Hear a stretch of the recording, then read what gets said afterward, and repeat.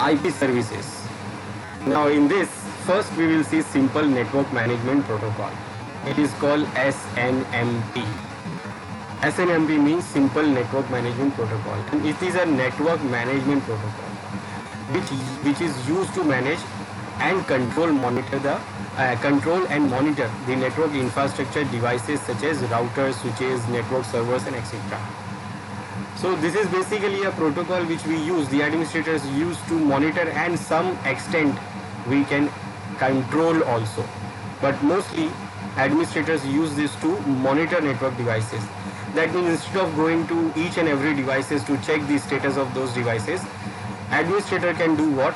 They can simply sit on a single location, like single machine, and they can see the detailed information about all the devices available in their network. So this simple network management protocol was initially defined as version 1 in RFC standard 1150, that is partial list of RFC, that is request for comments. So simple network management protocol is the key protocol used by the network industry to retrieve information from network infrastructure devices, and that is in our case like routers, switches, and network servers. We can use it to extract the information from network servers also, like whether you are having Windows server or Linux server, or to configure the network infrastructure devices remotely.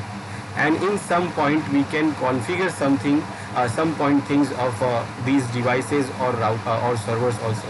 So we can edit something also. Now the default port number used by the SNMP is 161. It is 161. Now simple network management protocol can be configured as read-only mode, that can be used only to retrieve the information from network infrastructure devices, or we can configure it as a read-write mode, and that can be used to retrieve information from network infrastructure devices or configure the devices. So we have two options, read and write. So in read-only mode we can only read the informations, and on read-write mode we can also configure something on the devices. Now this is how it works.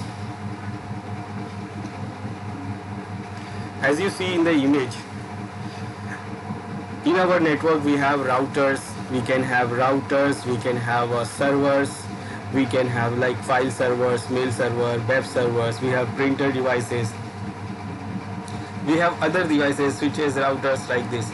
Now if you want to manage all those devices, you have to keep updated the information about those devices, like how they are performing, what is the current status of their hard disk, processor, RAM, what is the status of their storage, and what is the other informations, lots of information. So if you want them, then you have to go individually all those servers one by one, or devices one by one, to get their information, how they are performing, how they are behaving, what is their status. So instead of doing this, going by one on those devices, we can do what? We can configure SNMP protocol here. So basically what we do, we configure SNMP agent on all those devices and servers which we want to manage. Now some of those devices like these switches or routers, or suppose some printers, they comes with the SNMP agent. Some of them has disabled SNMP agent, we have to enable them, or some of them have by default enable also. So we have to enable, or if it is not enable, or we have to install if it is not installed. Like if suppose I configure the Windows server or Linux server, and those servers does not have installed by default SNMP agent. So if I want to monitor those servers, then I have to install those SNMP agent on those servers. Then after installing these agents, we go for our machine, like we use one machine, centralized machine, and that will be network management station. And on that machine, I will install the SNMP manager. In SNMP manager, we can have a graphical, or even we can have a command line interface also. So we can send the SNMP traps, it is called SNMP traps, to these devices or servers to get a particular information from those devices. So instead of going to those devices manually, we can send the SNMP trap, a SNMP trap to those devices or servers, and with the help of those agents, they will send their information to our network management station, and we can get the whole information. And for that we can use read-only mode, or even we can use read-write mode to configure some of the devices configuration also. These are the two versions we have. SNMP version 1, it is defined in RFC 1157, and it is the security based on community strings, and SNMP community string can be considered as the password for the particular SNMP community. Now it is called SNMP community, that is read only community or read write community. And for accessing those read write or read only, we have SNMP community. Actually it is actually a password, and you know what, the by default, if you don't configure any, then the password will be for the read only mode, it is the community password is SNMP community is public, and for read write it is private.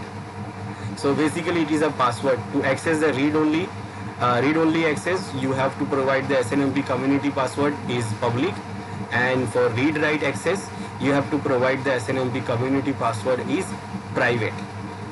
Now this is the default, and this is also a problem. This is a security problem, because if you don't configure, it will remain on default, so everyone knows the default thing. Then other SNMP version 2C, and it is an updated version of SNMP version 2 and uses the community based security model of SNMP 1, same as SNMP 1, but C in this stand for community. So this SNMP version 2C related to RFC are listed below. These are the related requests for comment standards, introduction to community based SNMP version 2, coexistence between SNMP version 1 and 2, and SNMP version 2 of SNMP protocol operation transport mapping. Then we got SNMP 3. Now this SNMP 3 is the most secure version among other SNMP versions. This SNMP version 3 provides secure access to device using the authentication and encryption mechanism. Now previously SNMP version 1 was not secure. It was not doing any authentication, any encryption, because so any hacker can extract the data, extract the information about your devices or servers very easily. So because of that, now we have SNMP version 3. Now SNMP version 2 can also provide security, but it won't work with SNMP version 1. It only works with SNMP version 2. So this SNMP version 3 can work with both SNMP version 1 and 2 both. And it also provides security encryptions also. And the main security feature of SNMP version 3 can be summarized as below, like authentication. That authentication security feature makes sure that the messages is from a valid source. So it do the authentication. Integrity security feature makes sure that the message has not been tampered. Then encryption security feature provides confidentiality by encrypting the content of messages to prevent eavesdropping. Eavesdropping, that means if anyone try to capture the packets in between, they will not able to understand the packet because those packets will be encrypted. But remember, when you use SNMP version 3 with version 1, then you have to leave these security features. Then both will work like SNMP version 1. So all together, if you see SNMP, it is a good component. It is a good way to manage or monitor the devices centralized, but it is not secure. One more thing, it uses UDP port 161. It uses port number 161, and that is on UDP. And UDP does not establish connection and nothing else. So it is like throwing everything. That is also not secure. So mostly we don't use this because of the security problem. But if you can use SNMP version 3 only, then it is a good idea to have this SNMP version, SNMP, to manage or monitor the devices. So SNMP network components. What are the components of SNMP? First is management interface base. Now what is this management interface base? It is a database which contains the collection of information. Management information base, it is called MIB, and it contains the which define the properties of the managed object for the managed devices like a router or switches or even a servers. This management interface base defines include the name of the object identifier, that is a numerical value. It is called OID, and data type and read or write, data type and read only or read write. So management interface based database structure defined as RFC standard. These are the standards. Then the agent, SNMP agent. SNMP agent is the SNMP client software that runs on a SNMP managed device like router, a switch or a server. And SNMP managed devices runs an SNMP agent and contains the management interface information base, MIB. The manager, that means the manager is like the management station, and SNMP manager is the server which runs a SNMP network management application. So it is just an application. We can install it on any server, any machine, even in Windows 10 machine. It could be, we can call it as a server. And then SNMP manager is used to monitor and control the activities of network infrastructure devices. Using the SNMP manager can request information from SNMP managed devices such as router, switches and network servers. Then SNMP message types. These are the message types we have. SNMP get message, that means an SNMP get message is used by the SNMP manager to retrieve information from the SNMP managed device, and SNMP get messages are sent from SNMP manager to SNMP agent. Then SNMP set, this is the message is used to configure the setting in an SNMP managed device. An SNMP set message is used by the SNMP manager to modify the value of variables on the management interface information base of an SNMP managed device. So SNMP set messages are sent from SNMP manager to SNMP agent. And the trap, SNMP trap messages are the messages is an unsolicited messages sent from managed devices to an SNMP manager. And when an event happen in an SNMP managed devices, SNMP trap messages are problem indicators sent from SNMP agent to manager. So basically what happens here, we install or configure the agent on all these devices, that is called SNMP agent, and the SNMP manager, that means the manager software we install in the single machine. It is called network management station, the application of SNMP manager we install here. So when this information, if this machine wants to get any information, so it sends the SNMP agent get request to these agents. Now when it sends the get request, then it has to explain that what information it wants.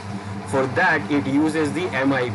In MIB it has all the OIDs, object identifiers. These are numerical numbers. These are numerical numbers of different objects. So it sends the request of some devices, any devices or software or any configuration information.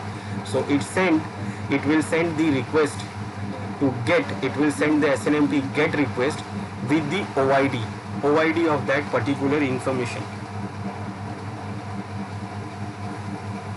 And then these SNMP agents, they will send the reply to this machine. And if you want to set something, if you want to configure any device configuration, then SNMP set request will be sent. And when something wrong happened to these agents, then they will also inform it to SNMP manager, and they will inform by the SNMP trap messages. So this is how this SNMP works, but it has this security issue. So first, default community string. So many SNMP enabled network devices have a default read-only community string as public, and the default read-write community string as private. So there are well-known community strings and should be changed before you start using devices. So as I said, the default is public for read and write, it is private. And we all know, and everyone knows, like any hacker also knows that this is the case. So if they sees port number 161, that they mean when they see the port number 161 is working, that means they know that the SNMP is in place.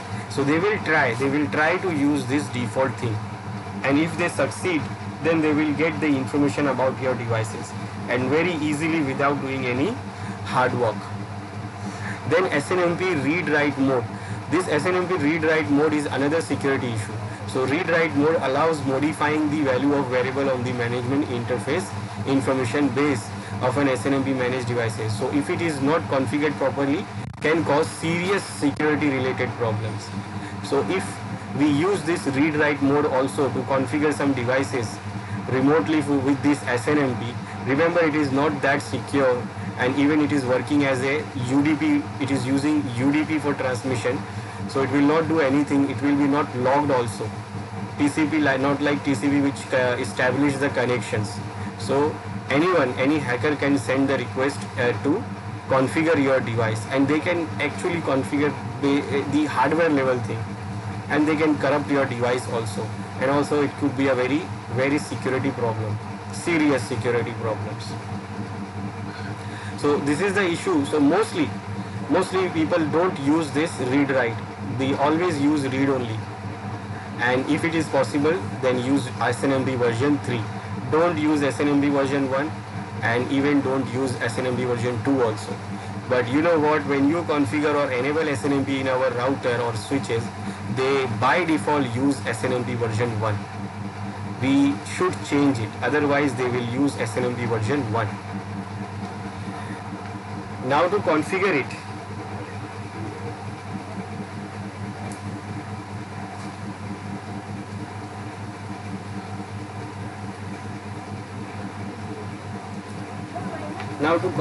this, first we should create the standard access list to identify the SNMP manager. That means we want to do it securely, so we should only allow the request to get or set SNMP messages. We should configure the list for it. That means we will create a list, and we will allow only that list. The IP of that list can send get messages or set messages, whatever. So we will create the list for the machine where we are going to install the SNMP manager, and then now we can configure the Cisco router or switch like this to access the SNMP. So here is the I'm using SNMP community as CMS1 and access list 20, so which is created previously, and we can configure read only or read write also. For read only we will use RO, for read write we can use read write, RW. Now SNMP server is the command, and then you can configure the community string for it, and you can configure whatever you want. This could be anything, then whatever read write or read only you want, and then also you will mention the list, access list, which we have created here, so that it will only accept the request from this IP. Then SNMP trap messages are the problem indicator, which sends the information about any problem happened in devices. So we can configure our router also to send the traps. So we can configure by this command SNMP server enable traps and SNMP server host and the IP for the manager. So who is where you have to send the trap on this machine with this community string. Then we can configure this SNMP. Now how we can configure it in Packet Tracer. So let's see how we can configure it in Packet Tracer.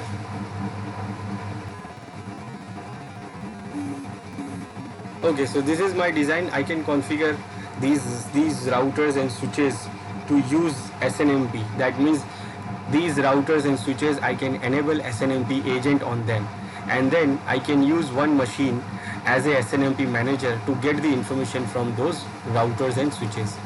Now for that we have to enable it on these routers or switches. We have to enable it that we have to enable it like read only or read write with the community string, whatever the community string you want.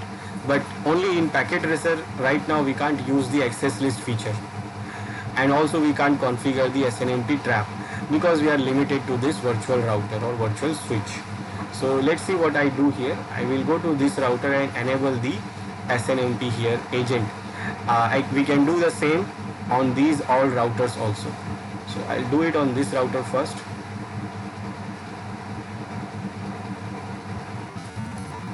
So we'll go to configure mode, and the command is SNMP server.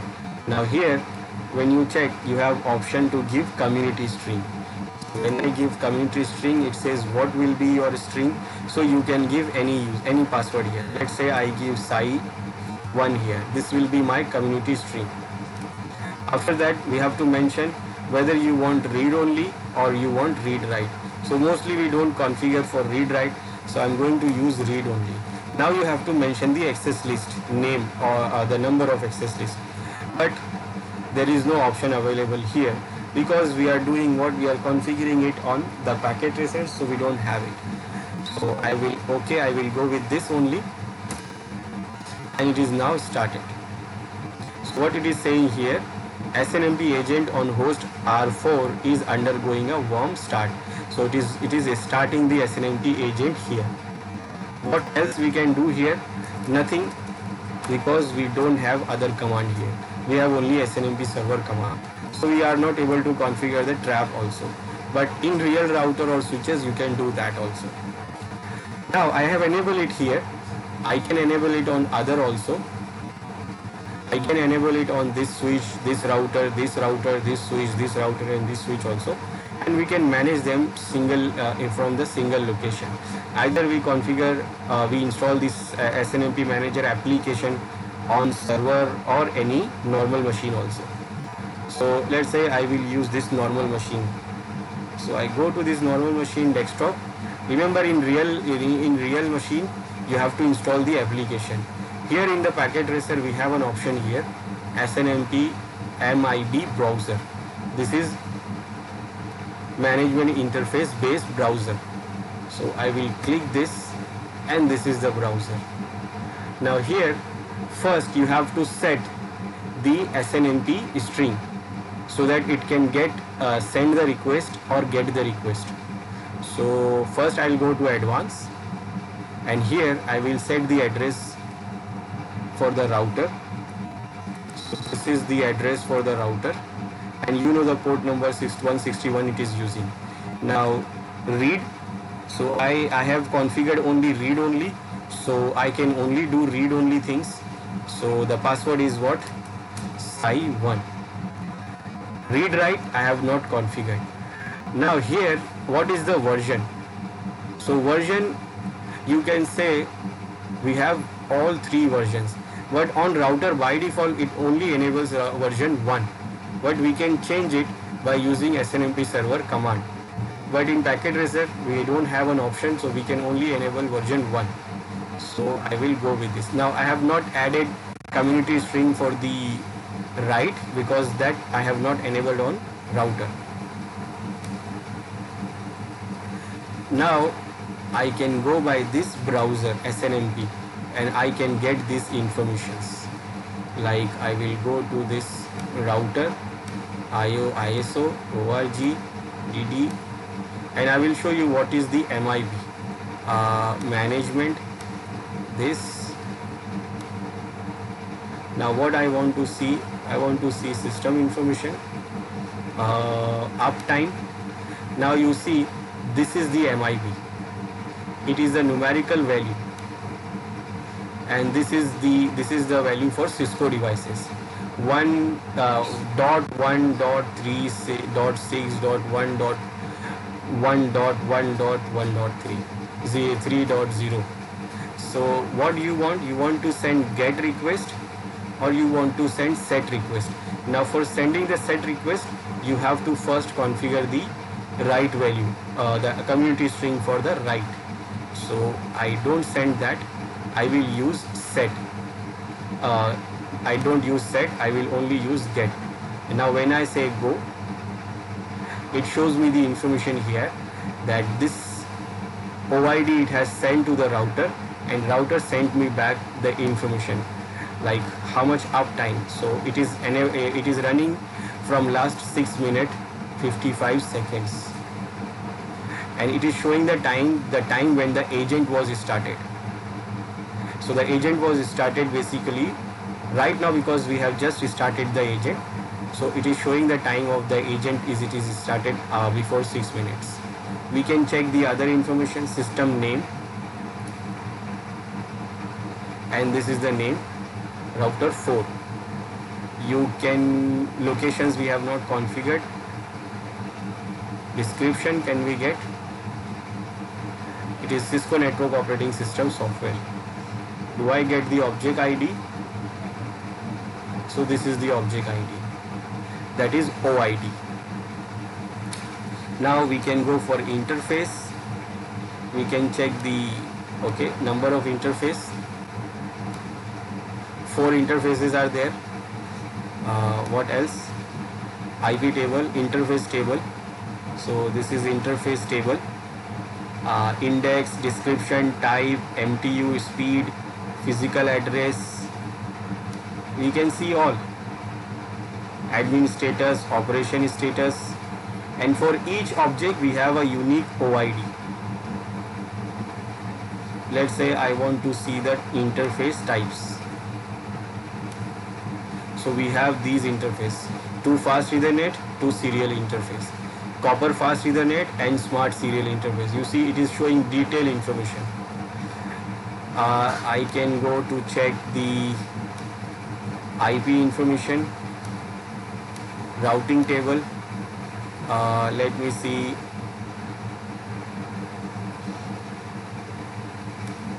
Routing IP route destination, and it is showing me all the destination networks.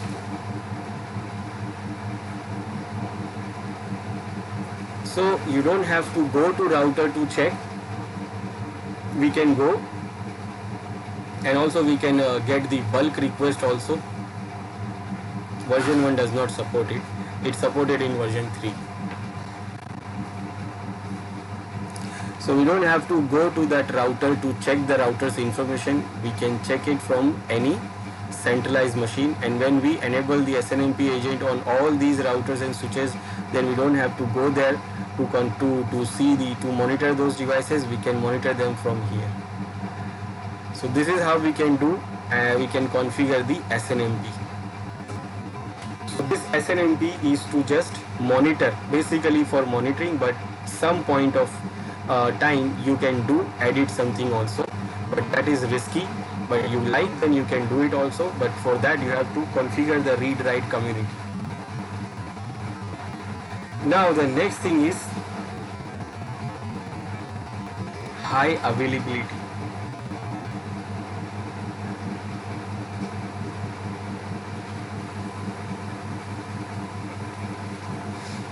High availability.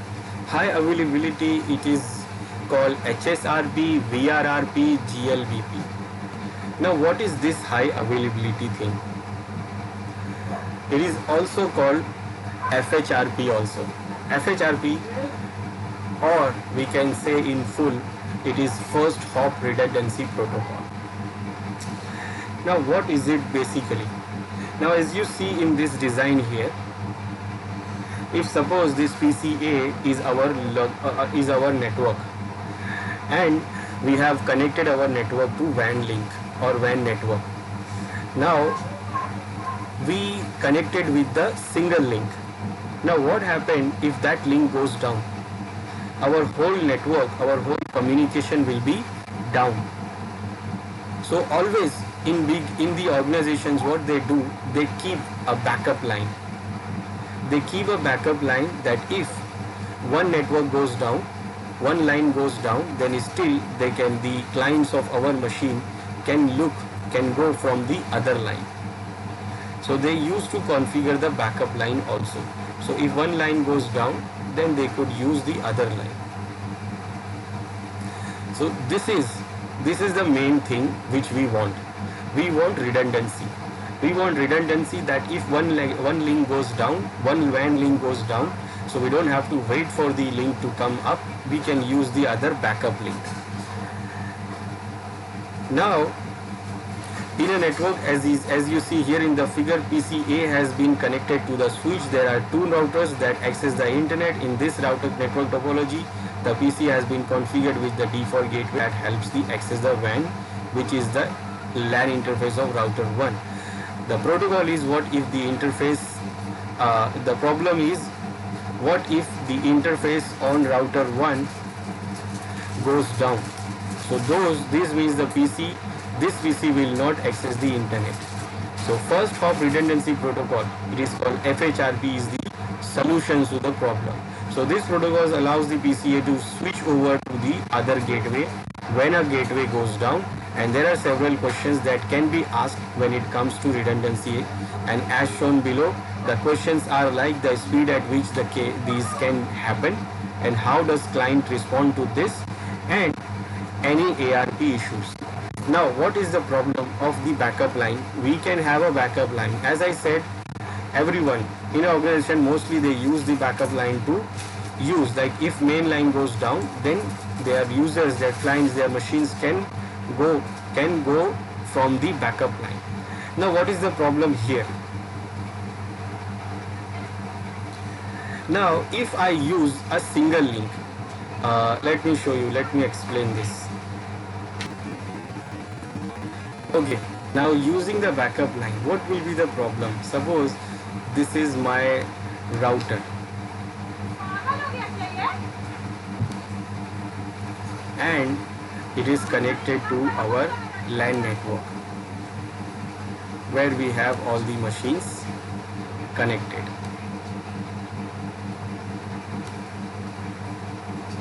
Now I have one link, one main link to connect to the WAN link. Now I feel if it goes down, then I should have a backup link.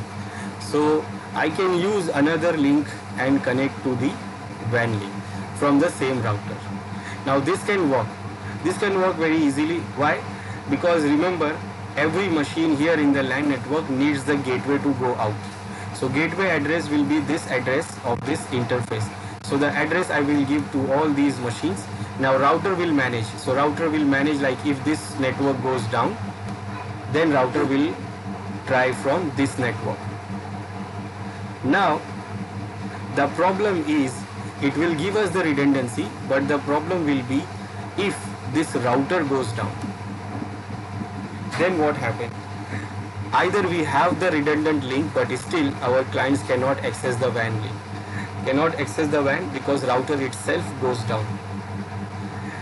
So in this case, what we can do, we can have complete separate line. Complete separate line, that means for a backup line also, we should use a complete separate router for the backup line. So even if the router also goes down, we can still go from this other network. Now when you do this, then you will face the other problem. Now what is the other problem?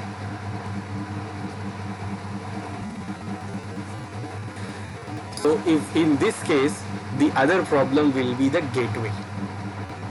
Other problem will be the gateway. That means in your machine, in your host machines, in your client machines, in your LAN network, you have to mention the gateway here. You have to mention the gateway to go to WAN link. Now, because you are using two separate routers for the separate networks, separate lines, that means you are having now two gateways. One and two gateways. Now what is the problem here? If suppose this is my main line, this line is my main line. So what I will do, I will use this gateway on all the machines in our LAN network. Let's say we have 200 or 500 machines. So it is easy, we can do that. Now if this link goes down, now what? These clients, these machines, these hosts cannot go from this side. So they have to go from this side. Now how they will go from this side? Because they need, for that they need what? This gateway. So what we have to do here, we have to reconfigure all the client machine in our network, whether it is 100, 200 or 500, and we have to change the gateway in every machine.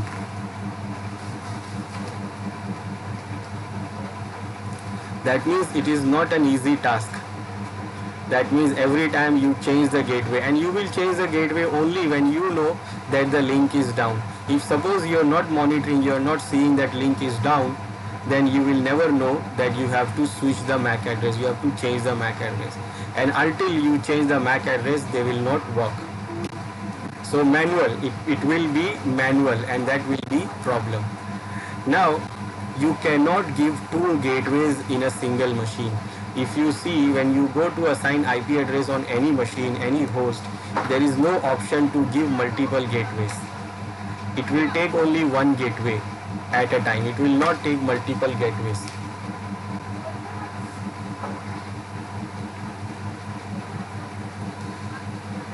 So you cannot use both the gateways at the same time. So you have to reconfigure it, and for that you have to reconfigure it manually.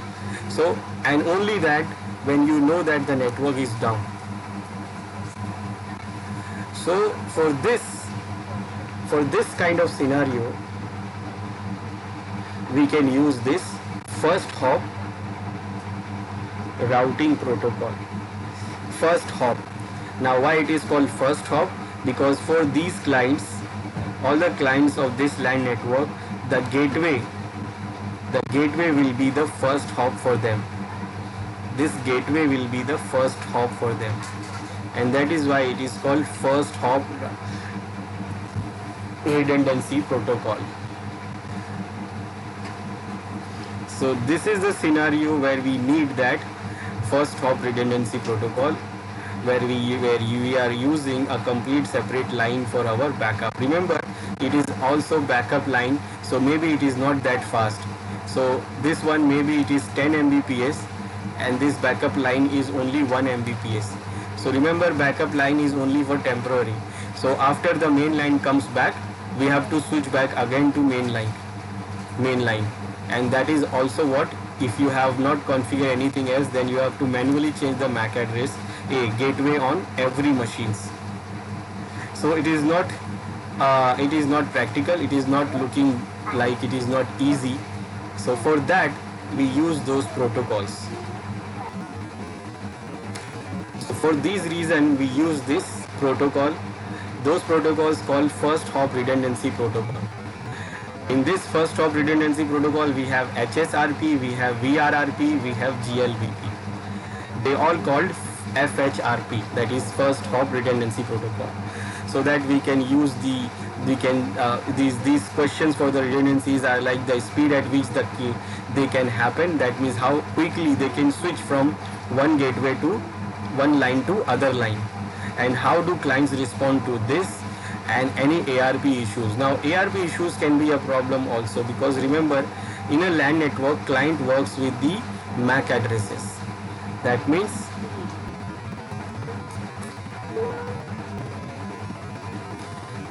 when they are using this gateway, so they don't know IP addresses. Remember, in LAN network they don't use IP address, they use MAC address.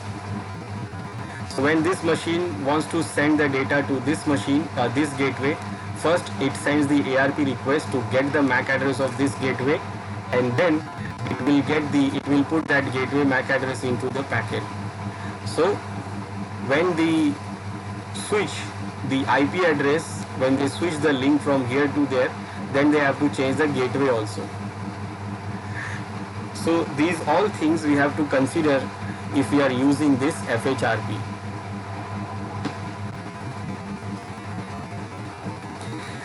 Now what are the protocols we have? We have HSRP, we have VRRP, and we have GLBP.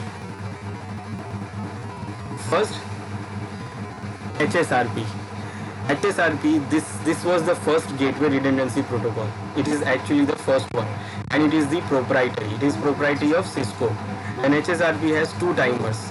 Hello timer, which is usually sent out every 3 seconds, and a hold down timer of 10 seconds.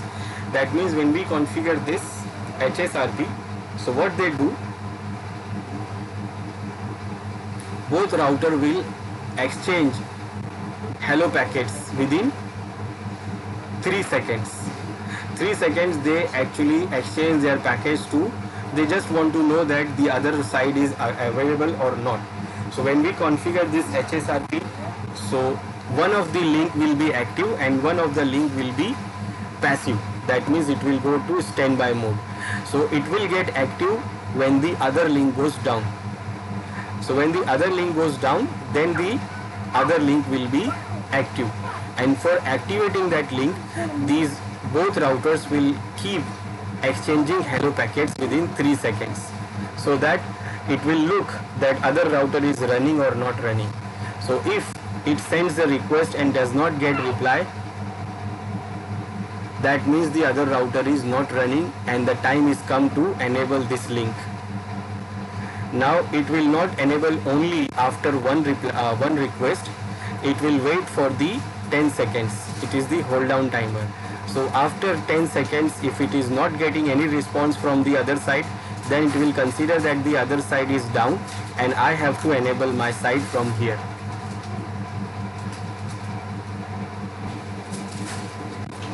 Now the next one is VRRP. It is called Virtual Router Redundancy Protocol.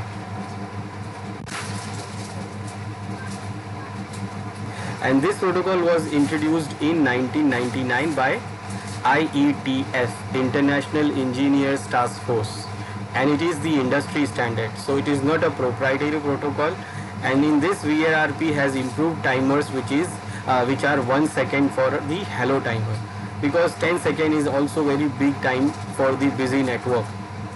So they reduce the timer for 1 second and 3 seconds for the hold down timer. So it only waits for the 3 seconds. Then Cisco introduced one more protocol. It is GLBP, Gateway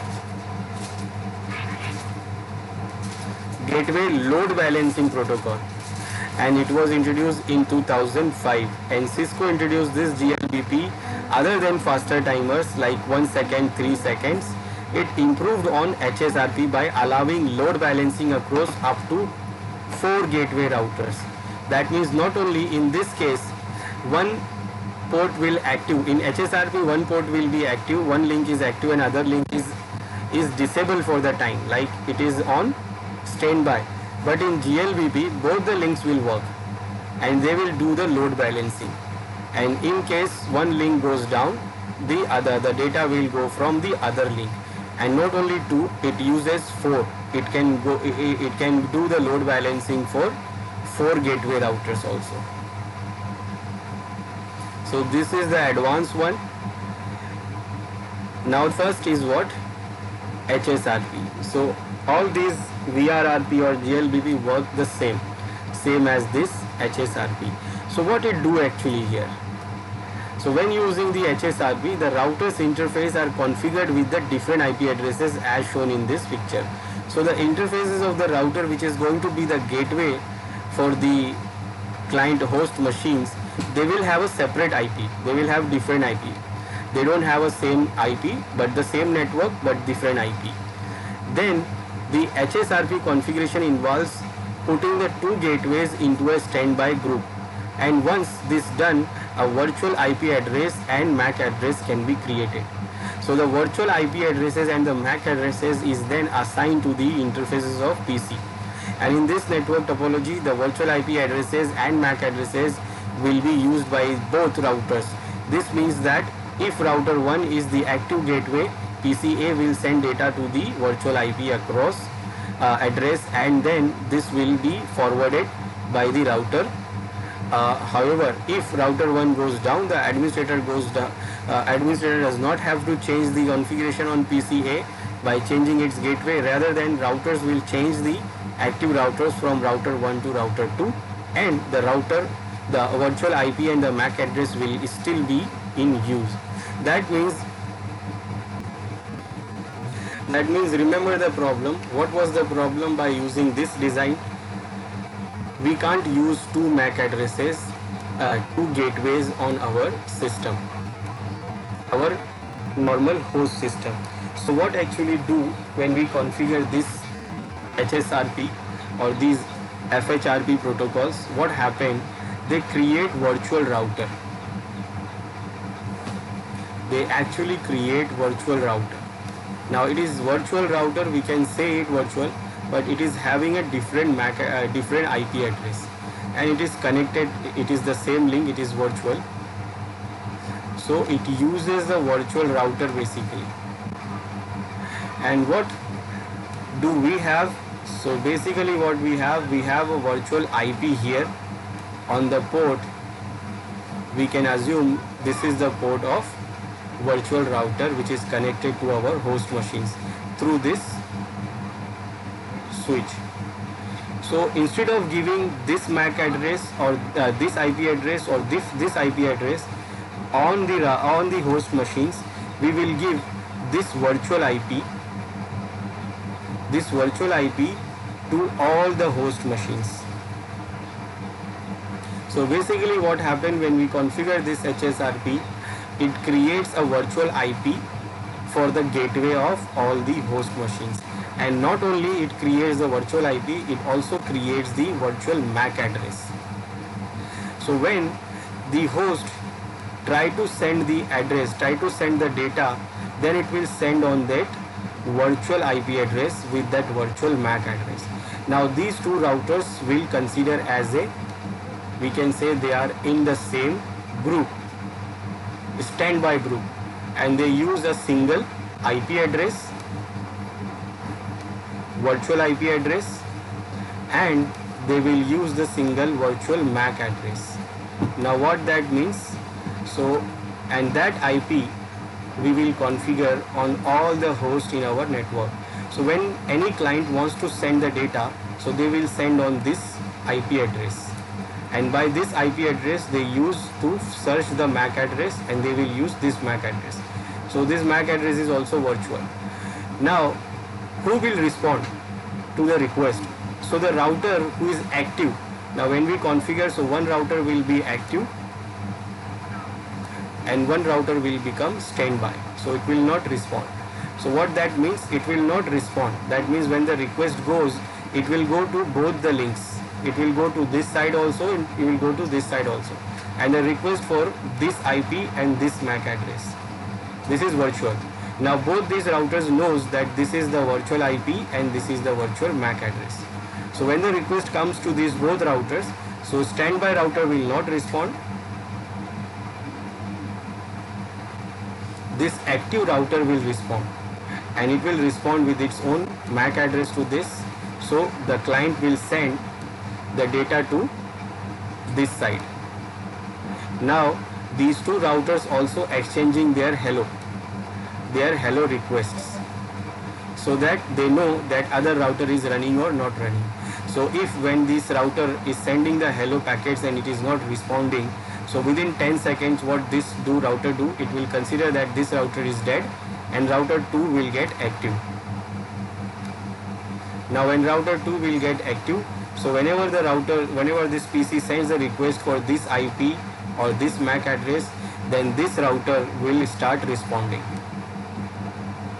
It will start responding for the request, and this request for this router will not be respond because the router is down.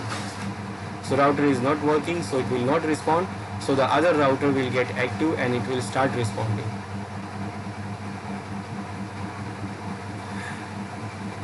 So this is how this HSRP works. Now how we can configure it? So configuration is easy. So the first step is to configure the two interfaces of different router with these IP addresses. Then once the PC, we have used the IP address with the default gateway. The default gateway is not active and therefore we cannot ping device. So the next step is to define the virtual router option. So first we will configure the IP addresses on the routers and the PC also, and we will give the gateway also.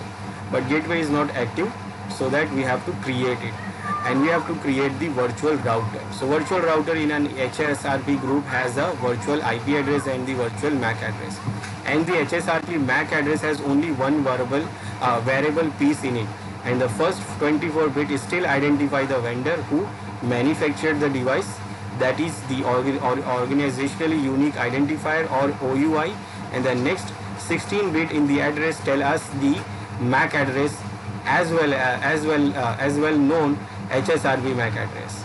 So basically when you see the MAC addresses are divided into two parts, it's a 48 bit MAC addresses. It is divided into 24 bit part. First part defines the manufacturer and the second part defines the manufacturer unit, and second part define the industry unique, like locally unique within the manufacturer. Now in this MAC address which is creating virtually, so first 24 still remain the manufacturer original, which is actually Cisco in this case. So both will be the 24 will be the same. Then the next 16 bit in this address tell us that the MAC address is well known HSRP MAC address. So first 16 bit, that means this bit will always be 707 AC, and that will define like what it is the HSRP MAC address. We can see the MAC address and we can guess that okay, this is HSRP. It always be 07.AC. Then the last 16 bit is standby group number. So it will be defined by the standby group number. Group number, that means when we configure this, we will mention the standby group, the number of standby group. So it will use that standby group number for the MAC address. Then finally the 8 bits of the address are the hexadecimal representation of the HSRP group number. To configure HSRP, we use the command standby. Standby in the interface configuration mode, like this. We first go to the interface, then we start the command with standby. Then you have to mention the group number, then protocol, and then virtual address, like this. So in this you will go to router 1 and router 2 both on those interfaces, and what you will do, you will configure the standby, number of the standby, and then IP address for the virtual router. In both the routers we will do the same IP configuration. And to verify it, let's see, first configure it, then we'll go for verify. Okay, now this is our network, and what we are doing here, so this is our WAN link. This is our WAN. So WAN, we have these networks on WAN. We have network 50, we have network 70, we have these different networks on WAN. Now we have two links here. This is under WAN. So to connect the WAN, we have two links. One is from this side, other one is from this side. I use one IP here to connect the WAN, and here I have configured the routing so that our data will go to WAN and we will get the reply from the WAN network. And this is our LAN network. This is our LAN network. I use only one machine with this IP. Now we have two ways to go to this WAN network. Now either in this client, now if I want to use these two lines, so I can use only one gateway. Either I will use this one or I will use this one. So if I go to this machine and try to give the IP address, so this is the IP which I have decided for this machine, but the gateway I have only one option. So either I can give this gateway or this gateway. So for example, if I give this gateway, so my network, my data will go from that gateway. So if I ping, let's try to ping someone and see whether we are getting the reply or not. So I will try to ping network this 50.1 machine, and that is on WAN. This is this machine. I'm getting the reply, but my traffic is going from which side? That is important. Now to check, I can use traceset command. Traceset will trace the route that where it is going from. So now I can see the first hop, it is using what? 192.168.1.2. That means this is the first hop. So it is actually using this router. and that is why I have given this IP address to that router. I have given IP address of that router here. So it is using this link. Now if in case this link goes down here, then it should use this. Now manually, automatically it will not do. I have to change the IP address of the gateway manually here, and that is difficult for one machine. It is not for one machine, it is for 100 or 500 machines. It is not easy. Now in this case, what we configure the HSRP protocols, and in this case what we do in HSRP, we create a virtual IP, and with the virtual IP it also create virtual MAC address. And in the machine here, all the machine in our local LAN, we will not use this real MAC address, real gateway. So we will use actually this virtual gateway. Now right now we have not configured any gateway. So if I try to ping now, it will not respond. We will not get any reply because we have not configured the HSRP. So the gateway which I have mentioned in this machine is actually not real. It is virtual, and that is not configured till now. So first we have to configure it. So how we will configure this? So we will configure it on both the interfaces of both the routers. So we will go to this router on this interface, then we'll go to this router and this interface, and we will configure the standby protocol.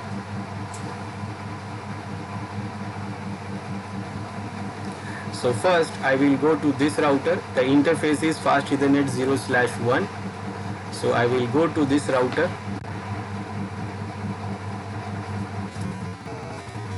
and I will go to that interface Fast Ethernet 0/1. Now here the command is standby. The command is standby. Now when you give a question mark here, it says what will be your group number. So you have to mention the group number first. So the group number I can use 0 to 4095. So I'm going to use 1 here. Then when I give question mark, it says you can mention your IP address. So the IP address, and then you have to mention your virtual IP address. So we have decided that the virtual IP address we are going to use this, which is we have already assigned to these host machines. So I will say that my virtual IP will be 192.168.1.1, and then I will press enter. Now I have configured it on this interface of this router 1, that is gateway 1. So same thing I have to do it on router gateway 2 also. This is our gateway 2.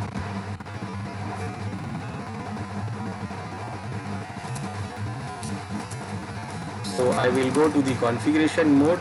The interface is this 0/1. So I will go to interface Fast Ethernet 0/1, and then I will give standby. Remember, the number must be same. Then I will mention the IP address, and the virtual IP is the same IP. So now both the router knows that this is the group we have, and this is the IP of this is the virtual IP we have. Now we are configured with the standby. We have configured with the HSRP. Now when I go to this machine, and again if I try to ping,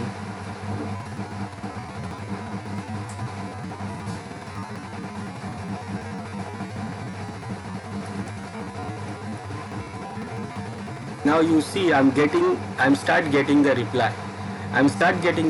Instead, the MAC address, the gateway which we have mentioned in this machine, it is virtual.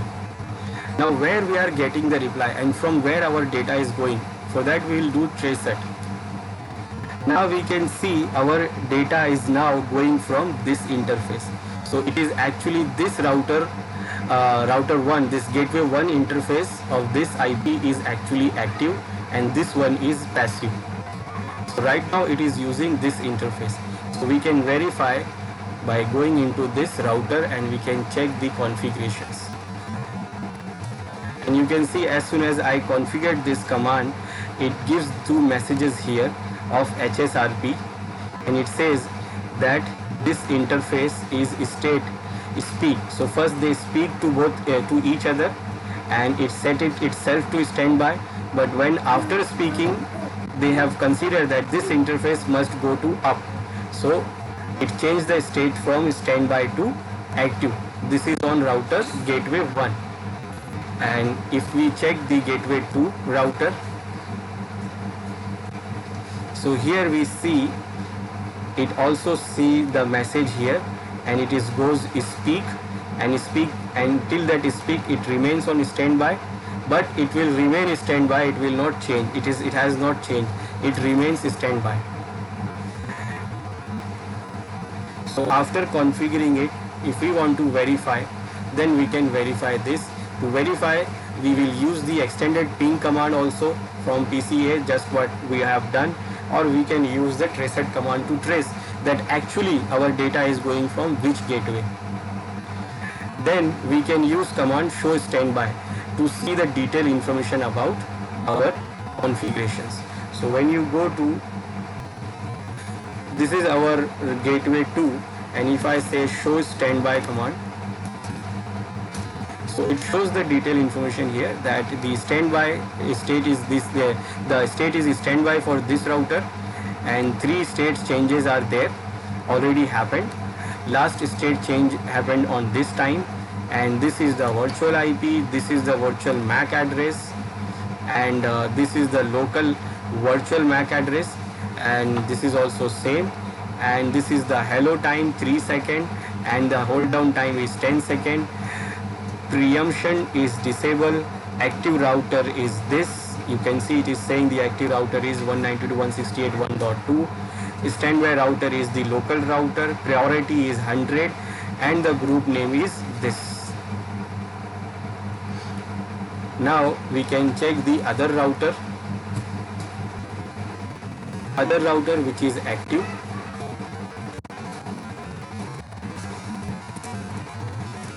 Show standby. So it says again this one is active, and change state happens 6 times. It has send and receive. This is the virtual IP address, this is the virtual MAC address, the timing for the hold down and update, and hello sent last happened on 1.391 second before. Preemption is disabled.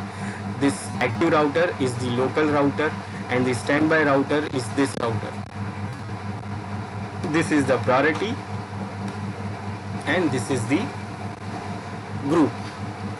Now in this we have this option called preemption. It is disabled, but we can enable this preemption option. Now what it do actually, we use this for the backup and main line.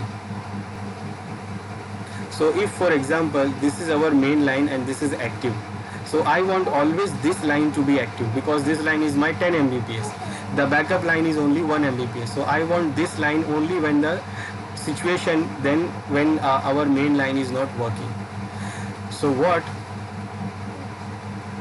After the failure of main line, our backup line will get active.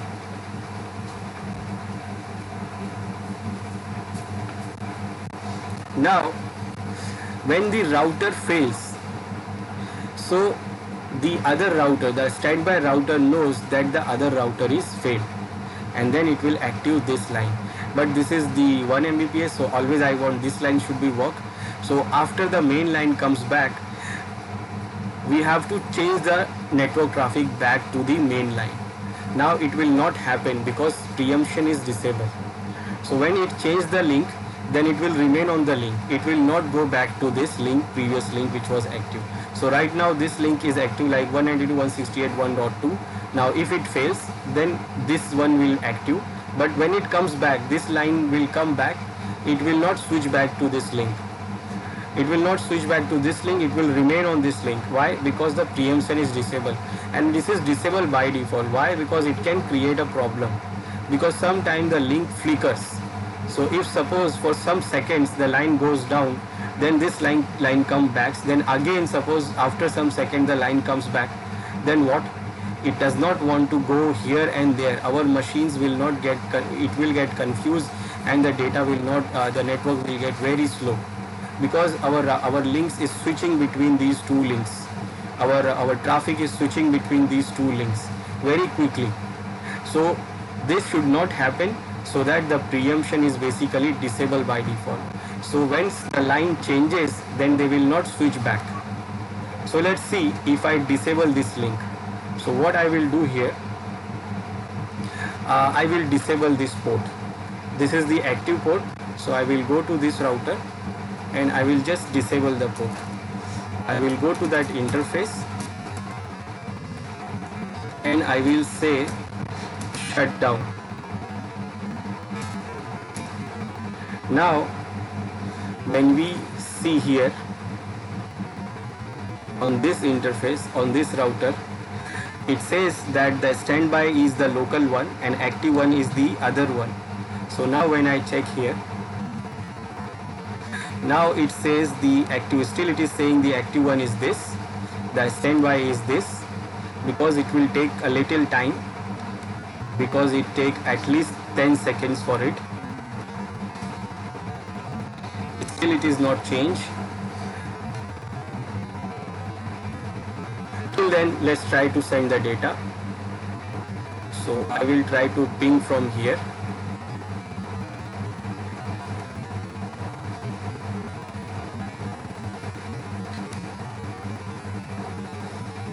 So I will try to ping this machine again, and I'm getting the data again.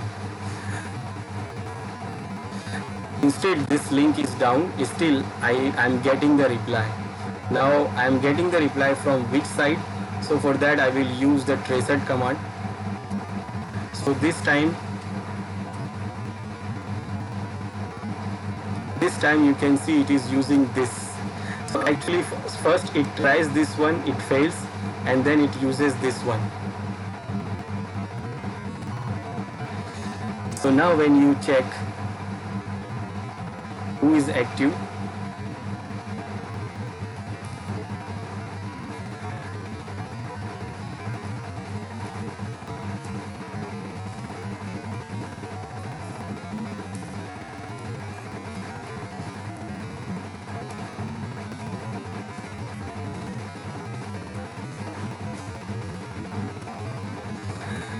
I should have disabled the router. Wait, I will disable the router directly. I will not disable the link.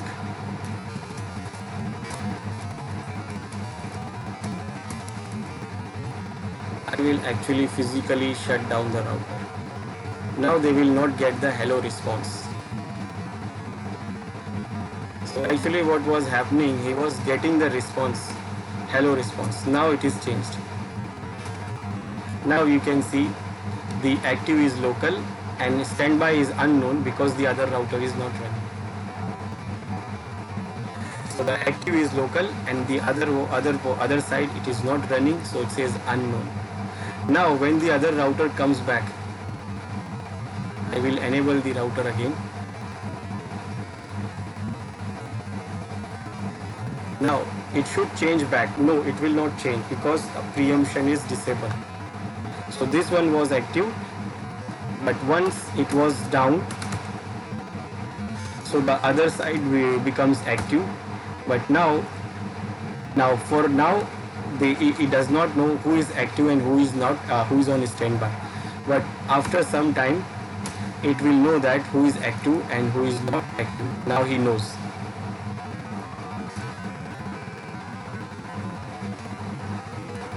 Now you see it becomes again active and the standby becomes unknown, but it will know that again and it knows now. Okay, so preemption do what?